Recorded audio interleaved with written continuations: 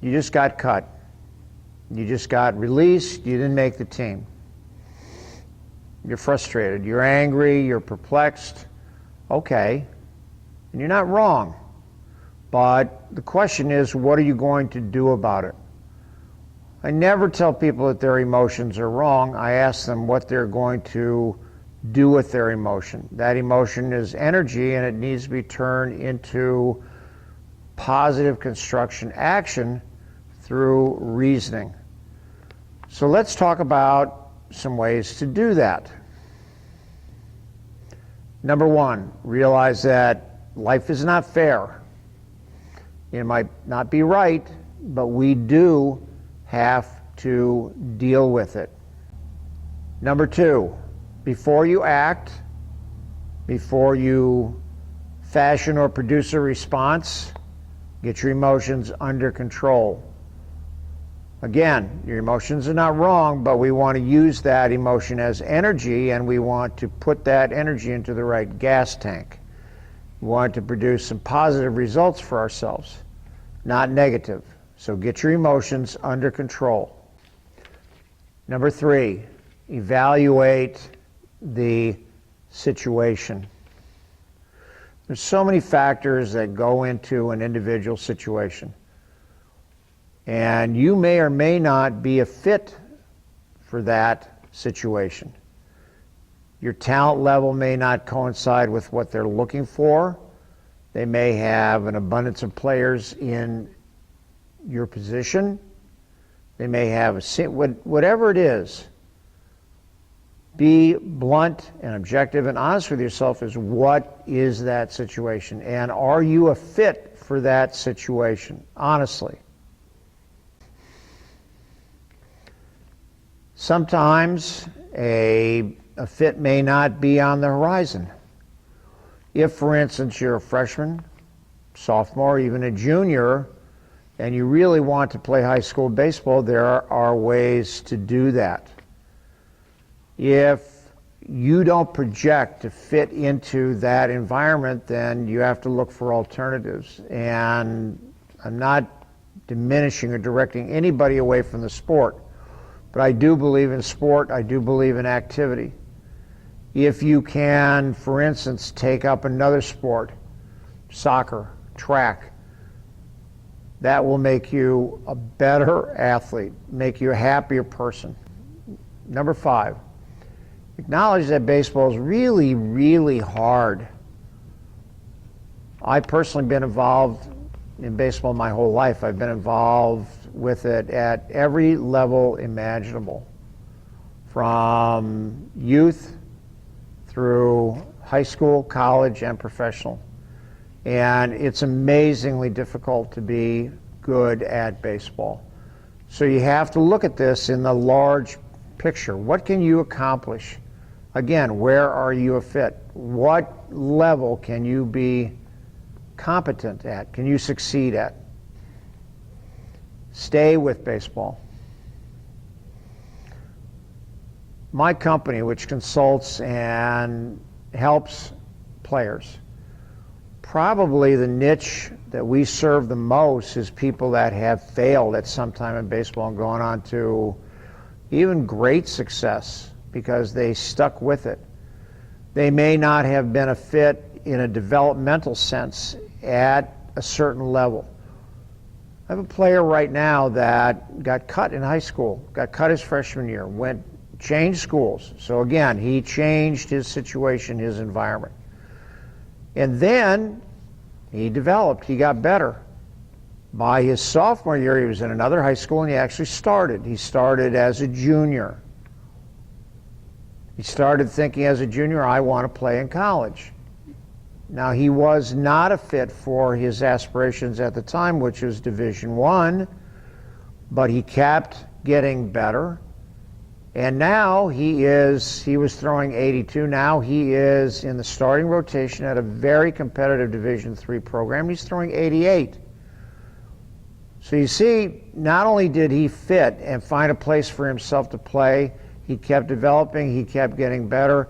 In my opinion, if he wants to pursue that, I don't think he will because he's happy in the environment the school he's in. But he could be a Division I pitcher by the time he's a junior in college. That's entirely up to him. But the idea was he did not get stymied, he didn't get stopped by his situation. He kept working, kept getting better, and he's having success. One of the most important things in this journey is to get objectively evaluated.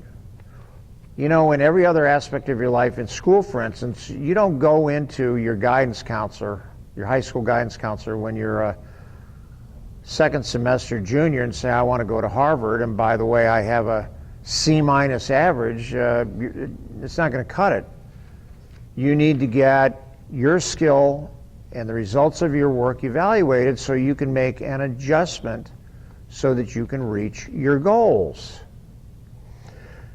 In professional baseball, what a scout does is he evaluates your current skill level and how you project. And even they don't get it right all the time.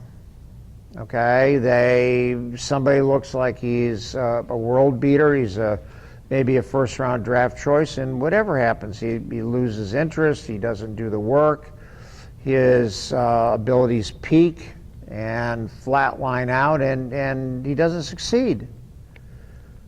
Nobody has a barometer for that that's accurate 100%.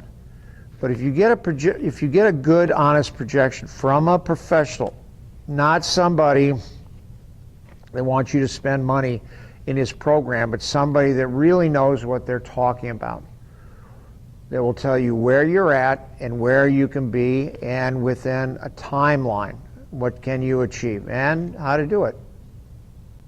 One of the most important aspects of this process is that you get feedback. Feedback is how you learn. Mistakes teach you things. They teach you not to do that again. There's a very famous story about Thomas Edison when he invented the light bulb, and there are estimates at the low side, 2,500 failures to 10,000 times he failed to make the light bulb. And somebody asked him once how he was reacting to all those failures. He said, I never fail. Every time I go through that experience, I learn how not to make a light bulb, and I make an adjustment. And so what I encourage you to do, if you have been cut by a high school coach, talk to that coach. What is his opinion? Now, he may tell you honestly, you know, we have 6 outfielders, and you were the 7th. I'm looking for somebody that does this. I'm looking for somebody that does that.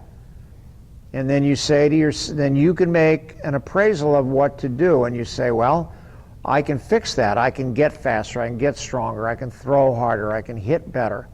Or you say, or you can honestly say, even if I do those things, this is not a fit for me.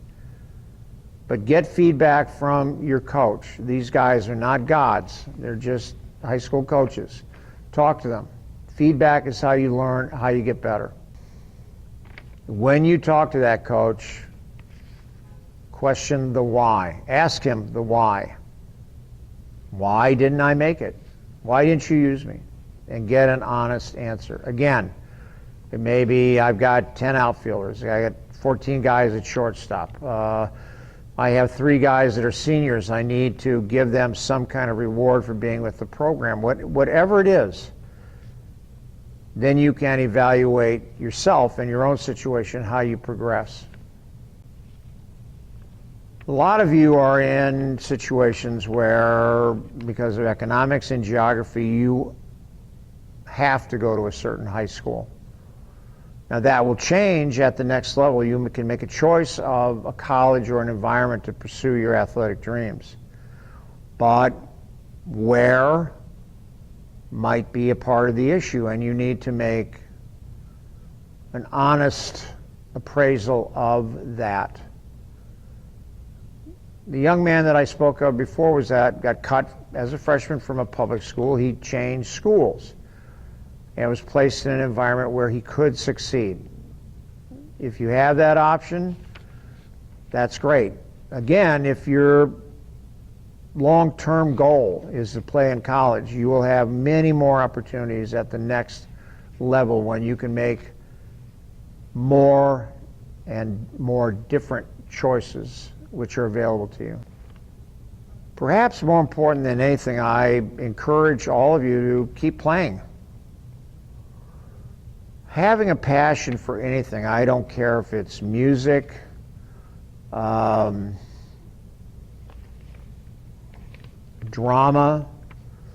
I have a son who has a doctorate in math. When he was in undergrad and graduate school, he would stay up all night doing math problems. I have another son who had a scholarship for music. Same type of thing. I say that Jimi Hendrix played the guitar when he was making his breakfast, when he was in restaurants. If you have a passion for something, that's a gift. And whatever form of expression it takes, indulge that.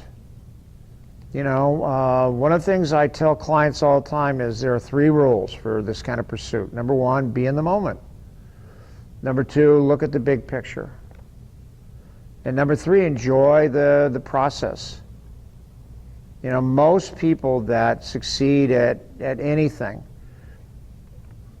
succeed because of this, because their heart is in it, and it makes them willing to do the work.